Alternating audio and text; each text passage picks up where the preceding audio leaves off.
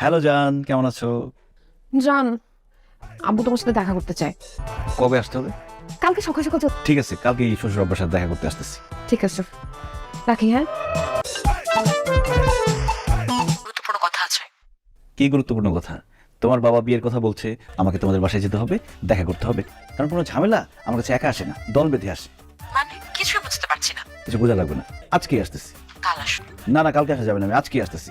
খুশির খবর না, এসে কথা বলতে হবে হবু শ্বশুরের সাথে। আশিক, নীলার কাছে আমি সব শুনি। তোমার বাবা মার সাথে কথা বলি, কি বলো?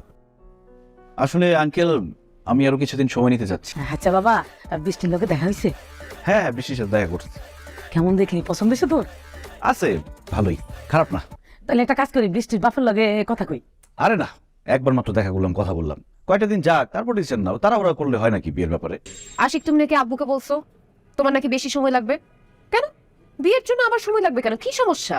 আমি যে চাকরি করি, সেই চাকরিতে আমার একটা প্রমোশন হওয়ার কথা। এই প্রমোশনের জন্য আমি ওয়েট করতে। আব্বুকে আর নতুন করে ইমপ্রেস করতে হবে না, কোনো প্রমোশনের দরকার নেই। আগে চলো বিয়েটা করে ফেলি।